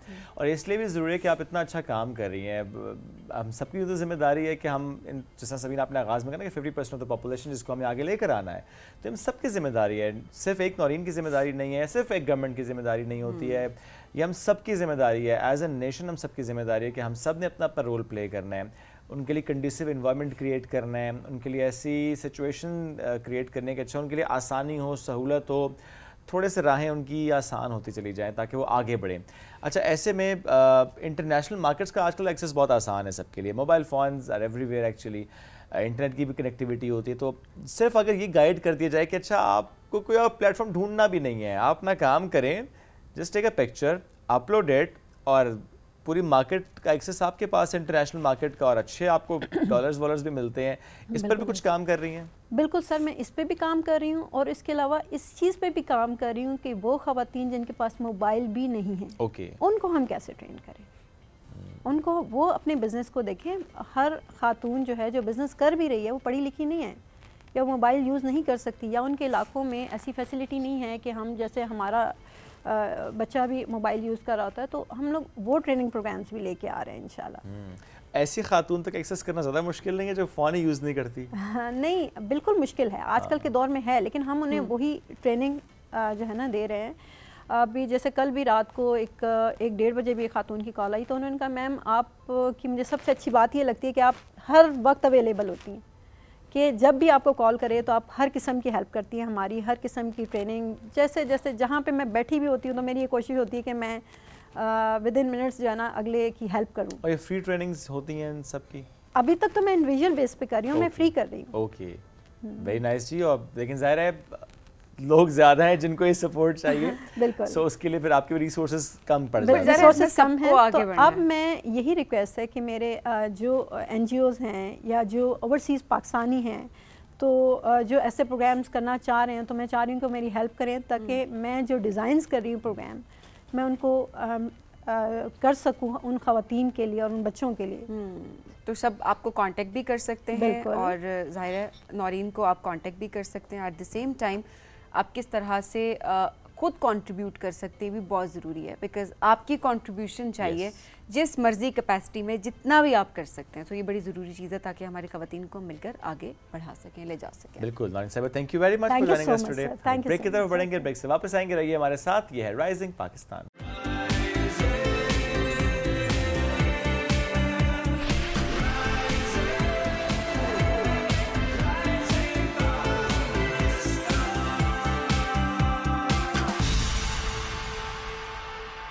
Welcome back. राइजिंग पाकिस्तान में एक बार फिर कहते हैं खुश आमदीद। और अभी जिस मेहमान ने हमें ज्वाइन किया उनसे हमारा साथ बहुत पुराना है। मेरा तो पुराना है, सर आपका भी बहुत पुराना साथ है, दहाइयों का साथ है, अगर मैं तो कहूँ तो गलत ना होगा। PTV के साथ उनका एक जो सफ़र है ना, खूबसूरत सफ़र है, 20 साल से ज़ायद अरसा हो चुका है उनको। ही इज़ अ कार्टूनिस्ट, शायर भी हैं, लिखारी भी हैं, जर्नलिस्ट भी हैं, एंड व्हाट नॉट। और कई किताबें उनकी शाया हो चुकी हैं, कई किताबें इशात के मरहले में हैं, लेकिन वो जो मैंने कहा ना बैनुल-अक़वामी शोहरत याफ्ता कार्टूनिस्ट, तो उसमें हम बता दें कि जो ये कह रहे हैं खासा उनका कि 20 साल से लाइव प्रोग्राम्स में कार्टून्स बनाना, जो सिचुएशन आप उन्हें दे दें, जो टॉपिक आप उन्हें दे दें। कि हमने भी एक प्रोग्राम PTV न्यूज़ पे जब मॉर्निंग शो किया था, तो उसमें हमारे साथ रोज़ाना की बुनियाद पे होते थे और सिचुएशन पे कार्टून बनाते थे। तो आज हमें वो ज्वाइन कर चुके हैं, उनसे आपकी मुलाकात करते हैं। मज़हर शहजाद खान साहब, अस्सलाम वालेकुम जी, क्या हाल है? वालेकुम अस्सलाम शोएब सबीन, कैसे हैं? बल्कि सीन शीन कैसे हैं आप लोग? तो अच्छा लगा। मेरे ये स्टूडियोज़ हैं, मेरी गलियां हैं, ये सब मेरी ज़रादारियाँ हैं, और कई साल 20 साल तो यहाँ से हो गया। उससे पहले कराची से 81 से मैं ऑनवर्ड, तो 86 तक वहाँ ड्रामास, फिर उसके बाद यहाँ मैं आ गया जब बेनज़ीर भुट्टो साहिबा तशरीफ़ लाई थी, तो उनके साथ मैं यहाँ आ गया। तो उनके साथ भी एक बड़ा अच्छा हमारा रहा, और मुझे फ़ख्र हासिल है कि वो मुझे बाय नेम बुलाती थी, ये मेरे लिए एजाज़ रहा है। तो ज़िंदगी, अच्छा मैं आपको बताऊँ, अल्लाह ताला ने जब मेरा ख़मीर बनाया था, जब मेरी मिट्टी गूंद, उसमें 3 चीज़ें डाली थी। जब ये बड़ी इंटरेस्टिंग बात है, रंग, हर्फ और मोहब्बत। इसके अलावा कुछ आता ही नहीं, कुछ आता ही नहीं इसके अलावा। और मोहब्बत तो बहुत ज़्यादा किया आपने। जी अब तुम्हें पता ही है मेरे साथ रहे हो ये तो क्या सीन है? वो इसलिए नहीं, वो इसलिए कह रहा है कि मेरी 2 शादियां हुई हैं, इस वजह से कह रहा है, शोएब को पता है सारा। अच्छा अच्छा, तो आप ये भी कह सकते थे 2 मरतबा हुई है, आपने ये क्यों कहा कि कई मरतबा हुई है? नहीं मोहब्बत तो देखें, मोहब्बत क्योंकि शादी से 2 मरतबा हुई है, मोहब्बत का मानी, मोहब्बत के ये मानी थोड़ी होती है किसी खातून से ही मोहब्बत होना। मोहब्बत तो परिंदों से भी होती है, दरख्तों से भी होती है, पहाड़ों से भी है। मेरी नज़में है भाई, पहाड़ों पे परिंदों के साथ, ये जो साइबेरिया से परिंदे आते हैं इनके साथ मेरी मोहब्बत है। मैं कहता हूँ मत मारो यार इनको, ये आते हैं मेहमान आते हैं, जाने दो इनको, अगले साल फिर आएंगे। तो पहाड़ों को मत काटो। अल्लाह ताला ने बिल्कुल क्लियर कहा है कि मैंने पहाड़ों को ज़मीन में मेखों की तरह गाड़ा है। हम कहते हैं हम इन मेखे निकालेंगे, फिर कहते हैं ज़लज़ले आ गए, ये हो गया, वो हो गया। मत करें यार, मत करें। सही बात। पानी बचाएं, पहाड़ बचाएं, दरख्त बचाएं। अच्छा हर बंदा ना, मैंने देखा है हमारे उधर भी पीटीबी पे भी इधर भी देखा है, दरख्त के नीचे गाड़ी लगाता है। दरख्त को नहीं लगाता, दरख्त के नीचे गाड़ी जरूर लगाएगा, फ़ौरन गाड़ी लगाएगा दरख्त के नीचे जहाँ भी होगा। सही बात है। खुदा का वास्ता दरख्त लगाएं यार, लगाएं जहाँ भी आपको जगह मिलती है, एक दरख्त ज़रूर लगाएं। सही बात। तो ये दरख्त की कमी की वजह से अब जो इतना बड़ा क्लाइमेट चेंज, एनवायरनमेंट चेंज हो रहा है पूरी दुनिया में, ऊपर से ये जो फसाद फैले हुए हैं, बारूद फैल रहा है फ़ज़ा में, ओजोन की लहरें हमने फाड़ दी। थोड़ी सी रिपेयर हुई थी पिछले दिनों जब कोविड आया था, थोड़ी सी नहीं किया जो किया। जी हाँ, तो हमने तो बड़ा गर्क किया हमने खुद जी ज़मीन का, और बिल्कुल बड़ी ज़्यादती कर रहे हैं हम इसके साथ। बिल्कुल उसका खमियाजा। वैसे हम एलियन हैं यहाँ पे, मुझे बड़ा बात औक़ात महसूस होता है कि ये एलियन है। उसकी वजह ये थी कि ये ज़मीन असल में चरिंदों परिंदों के लिए थी, हमने आगे उनको भी मारा, बेड़ा गर्क कर दिया हर चीज़ का। तो एलियन ही ये काम कर सकते, पूरे चंगेज़ खान बन गए हम तो नहीं, एक किस्म के इंसान हैं हम, वैसे सारे इंसानों के अंदर ही हैं। अच्छा ज़मीन को तो पक्का शक हो गया कि मुझे तरह एलियन कह रहे हैं और कह रहे हैं वो एलियन के ही काम होते, तो मुझे ये लग रहा है कि इंसानों के वाकई ये काम नहीं होते। ये बात तो सही है। एलियन बेचारे जिनको हमने बेचारे ही कहूंगे बदनाम हमने कर दिया। हाँ, एलियन काम का बदनाम है, काम का बदनाम है, काम इंसानों के, काम हमारे एलियन वाले, काम बदनाम उनको किया। सही बात है, ये भी बड़ी काम खराब करे इंसान, बदनाम हो एलियन। ऐसे ही जरा आपके काम पे अब बात करते हैं। माशाल्लाह इतने अरसे से कोई भी सिचुएशन हो, लाइव कार्टून बनाना, अब तो आपको ये भी नहीं कह सकते कितना मुश्किल है, बिकॉज आपके लिए तो अब फौरन चुटकी बजाने का काम है माशाल्लाह से। आपको पता है मेरे साथ प्रोग्राम कर चुके हैं, और बल्कि मैं आपको बताऊं कि बहुत सारे मिनिस्टर्स हमारे पहले प्रोग्राम में आते थे जब मैं गुड मॉर्निंग पाकिस्तान करता था, उसके बाद ख़बर के साथ साथ और काफ़ी सारे प्रोग्राम किए मैंने। तो वो फरमाइश करके कार्टून बनवाते थे। और मुझे याद है एक मिनिस्टर होते थे हमारे शमीम सिद्दीकी साहब, तो कुछ दिन था इनका मोटरवे पुलिस का, तो मोटरवे के एक आईजी होते थे रफत पाशा, वो भी साथ आए। आते कहने लगे यार मेरा कार्टून नहीं बनाना। तो मिनिस्टर ने कहा कि कार्टून हमेशा मशहूर आदमी का बनता है, आम बंदे का नहीं बनता, मदर साहब इनका ही बनाना। मैंने उन दोनों का कार्टून बना दिया। इसी तरह तारक फजल चौधरी साहब ने मुझसे फरमाइश करके कार्टून बनवाए, और बड़े उन दिनों हालात कुछ ख़राब थे तो उन्होंने बनवाए कार्टून मुझसे कि पुलिस की फेवर में बनवाया कि यार ये बच्चे जो नाकों पे खड़े होते हैं, बम ब्लास्ट होते थे हर जगह। तो कहते मैं सुबह बच्चों के साथ ईद पढ़ने जा रहा था, माँ ने कहा कि बच्चों को मत लेके जो ब्लास्ट हो रहे हैं। तो मैंने कहा जी वो जो नाकों पे खड़े वो भी तो बच्चे हैं किसी के। तो एजुकेशन बेस्ड जो है वो आपने एक तरह से ये होता है ना कि आपने एजुकेट करना है लोगों को किसी ना किसी हवाले से, या सिचुएशन बेस्ड आप वो उस लिहाज से कार्टून देखें। मेरे होते ही subjective cartoon, mostly subjective. Environment पे करता हूँ, यही दरख्त की कटिंग पे करता हूँ जो काट देते हैं, तालीम पे, सेहत पे, हर मौजू पे, पानी की शॉर्टेज पे किया है मैंने। पानी ज़ाया मत करें बेतहाशा। अभी भी जो मैं अब रिकॉर्डिंग करता होता हूँ वहाँ पे, और तस्वीर खानी के नाम से वो उसको वो उन्होंने फास्ट फॉरवर्ड करके 1 मिनट का वो ख़बरों से पहले या जहाँ भी फिलर के तौर पे चलाते हैं, तो वो सारे सब्जेक्टिव होते हैं।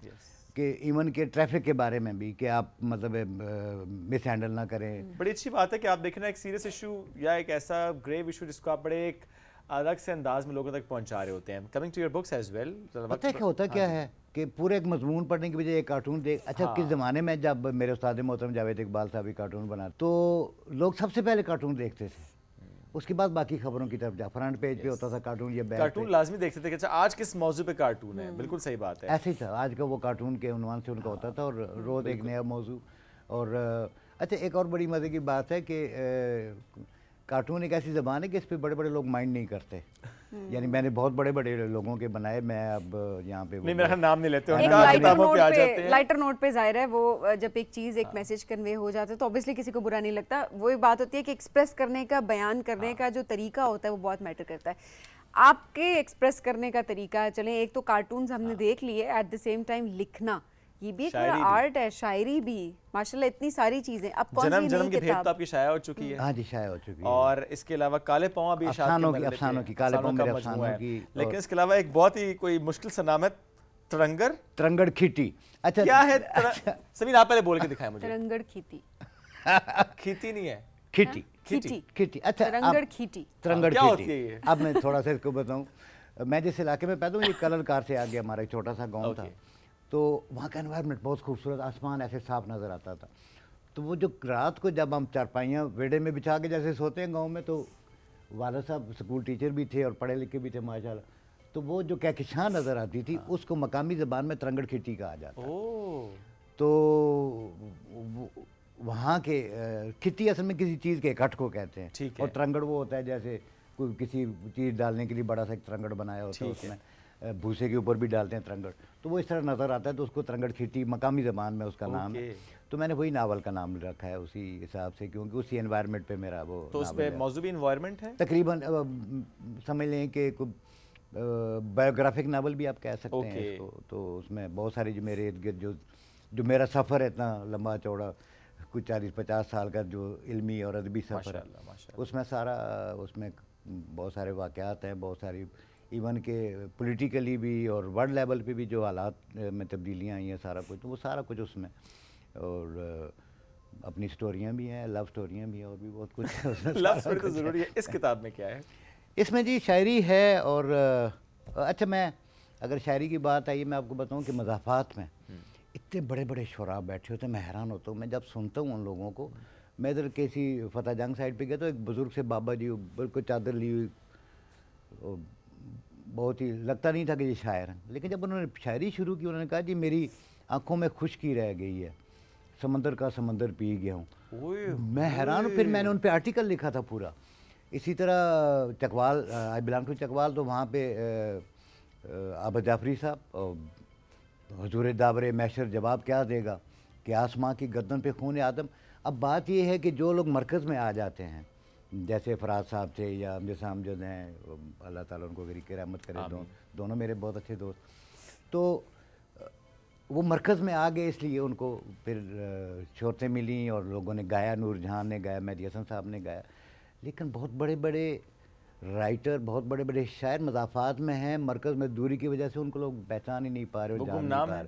जैसे आबद जाफरी साहब का मैंने जिक्र किया, उनकी एक गए गवाचे सुख पंजाबी की किताब है, वो हिंदुस्तान की पंजाब यूनिवर्सिटी में पढ़ाई जाती है, यहाँ किसी को पता ही नहीं। अच्छा, ऐसे बेशुमार लोग हैं, एक नहीं बेशुमार। हमारी एक दोस्त है सरगोदा में, समीन बलोच, ऐसी गज़ब की नाज़म कहती है कि कमाल है, लेकिन कोई जानता ही नहीं। और यानी भरा जी, क्या वजह है इतना अच्छा काम हो रहा हो और लोग ना जान रहे? मैं सवाल इसलिए भी करूँगी कि अभी हम उस दौर में कि जहाँ पे हम देखते हैं कि गांव देहात के लोग ज़्यादा मशहूर हैं सोशल मीडिया की वजह से। जब उनको एक्सेस मिला है तो हमने देखा कि उन्होंने टैलेंट खुल के आया जी सामने, टैलेंट खुल के आया। मैं बताऊँ तो शायर क्यों नहीं आ रहा सोशल मीडिया पे? फिर शायर बहुत सारे आ रहे हैं, लेकिन वो शायर नहीं होते ऐसे। मैं यही कहना चाह रही थी कि शायरी तो हर तरह के मयार वो नहीं है, मेयार की बात होती है। तो दो शेर मेरे जो मारूफ, जो अल्हम्दुलिल्लाह जिसने मुझे बहुत ज़्यादा शोहरत दी, मेरे दो शेरों ने, और लोगों को ज़बानी याद है। उस दिन फातिमा जना यूनिवर्सिटी में एक मुशायरा था, हमने कराया वहाँ पे, बनियान मखसूस मुशायरा कराया, जिसमें पहले 5-6 फौजी शोरा आए थे, और बड़ा वो अल्हम्दुलिल्लाह बड़ा उसका पाक फ़ौज को ट्रिब्यूट पेश करने के लिए वहाँ की जो उर्दू डिपार्टमेंट की हेड हैं फ़रत विर्क, उन्होंने और हमने अरेंज किया था। बहुत कमाल का मुशायरा हुआ, तो बड़े बड़े उसमें शोरा है माशाल्लाह। तो वहाँ जब मैंने वो शेर शुरू की तो वो बच्चियों ने जितनी यूनिवर्सिटी के आगे पढ़ना शुरू कर दिए, वो कि रास्ता पाँव से निकल आया, रास्ता पाँव से निकल आया, मैं तेरे गांव से निकल आया, रास्ता पाँव से निकल आया, मैं तेरे गांव से निकल आया, मैंने सूरज से बात कर लिया, मैं तेरी छाँव से निकल आया। वाह, मैंने सूरज से बात कर ली है, मैं तेरी छाँव से निकल आया। इसी तरह एक गज़ल मेरी इन दिनों बड़ी हिट हुई है, उसकी पड़ोसी मुल्क में वायरल हुई है, वहीं पे किसी सिंगर ने गाई है। अच्छा, कि दर्द होता है दिखाई नहीं देता हमको, दर्द होता है दिखाई नहीं देता हमको, और अपने जिंदा से रिहाई नहीं देता हमको, और रात सो जाते हैं दहलीज पे आंखें रख कर, रात सो जाते हैं दहलीज पे आंखें रख कर, कोई रास्ता भी सुझाई नहीं देता हमको। और शायद तुम्हारे लिए कि उसकी आवाज़ में जादू है ये क्या है मज़र, और कुछ भी तो सुनाई नहीं देता हमको। सही बैलेंस किया, गुड वन। ये शुएब को ट्रिब्यूट है। मतलब थैंक यू। ये ना करते तो फिर क्या होता। अच्छा एक और इंटरेस्टिंग बात बताऊं, एक 95 में तलत हुसैन एक प्रोग्राम करते थे सवेरे सवेरे, उसमें मेरा और ज़हीर अब्बास का लाइव इंटरव्यू चल रहा था, और मेरे कार्टून्स और पेंटिंग्स और आपको पता है कुछ 200-250-300 किताबों के तो मैंने टाइटल बनाए। अच्छा वो पेंटिंग भी चल रहा है, कार्टून भी, मैंने वो जो सुबह मॉर्निंग ट्रांसमिशन करती लड़कियां रक्षांदा वगैरह उनके कार्टून बना के लेके गया। तो जब ऑफ एयर हुए तो नरगिस हाशमी होती थी उस वक्त हमारी प्रोड्यूसर, तो उनके कमरे में अम्मार मसूद बैठे थे, मेरा उससे पहले उनका तारफ़ नहीं था। साना निगार भी अम्मार हमारे उस्ताद मोहतरम का बेटा है, खासकर अनवर मसूद साहब, बहुत बड़ा नाम है। तो ये ज़िंदगी की चुलबुलियाँ छोटी छोटी, मज़ा आता है ज़िंदगी को इस तरह, और इसी तरह से ज़िंदगी गुजर रही है, हंस खेल के गुजारना चाहिए। सही बात है। मैं आपको बताऊँ, मेरे वालिदैन रहमतुल्लाह अलैह दोनों, उन्होंने जो हम सब भाइयों को और आगे हमने अपने बच्चों को जो 3 चीज़ें दी हैं, उसमें सबसे पहले जो है वो रिज़्क़ हलाल, बेशक, उसके बाद कनात और सब्र, ये 3 चीज़ें उन्होंने हमें विरासत में दी हैं। लोग जायदादें देते हैं ना, उन्होंने इतनी ये अहम चीज़ें हमें विरासत में दे दी, और वही आगे मेरे बच्चों में भी और मेरे भाइयों के और बहन के बच्चों में भी यही चल रहा है अल्हम्दुलिल्लाह। और ये सबसे अच्छी बात है कि आप यही चीज़ आगे लेकर चल रहे हैं, क्योंकि that's most important thing actually, जो प्रिंसिपल ऑफ लाइफ है यही तो है, वैल्यूज़ आपकी, वैल्यूज़ आपकी।